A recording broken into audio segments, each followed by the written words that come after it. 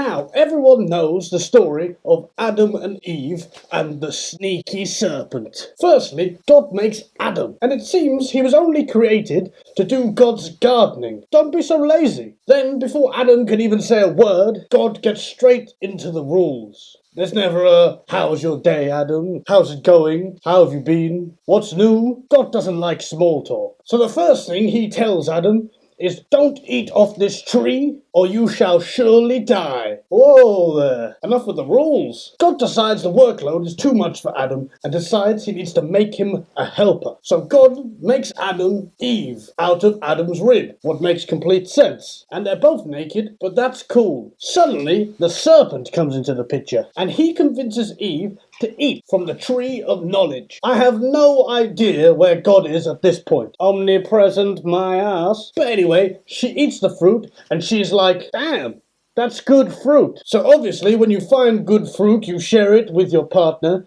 and she gives it to Adam. Now, they both hate being naked. How very boring. Now God is having his mid-afternoon stroll, and he senses that something is wrong. He goes straight on the offensive. Have you eaten of the tree of which I've commanded you not to eat? Then Adam, being a true gentleman, proper snitches up his wife. She made me do it. And then fingers are all pointed at Eve, and she proper snitches up the serpent. Just accept you did something wrong. Now, this is what I don't get. The punishment system that God uses. First, he talks to the serpent. He is cursed above all livestock and now has to get around on his belly. He also has to eat dust all the days of his life. That's a horrible punishment. And it gets worse. He goes straight to Eve, guns blazing, no messing about. I will surely multiply your pain in childbirth, and your desire shall be for your husband, and he shall rule over you. Shit! Pain in childbirth, and a slave to man for eternity. So God, you've dished out some pretty big punishments. What have you got for man? It must be horrible. Well, he starts in a pretty sexist way. Because you listen to your wife.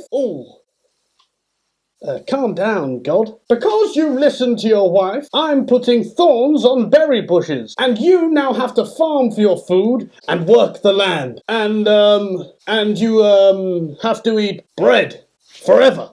That's it. I love bread. And yeah, he may have to do some farming, but he has a wife slave to do this for him. So basically, Adam's punishment for listening to Eve is to sit down while his wife makes food and to enjoy some lovely bread. It's like being in the south of France.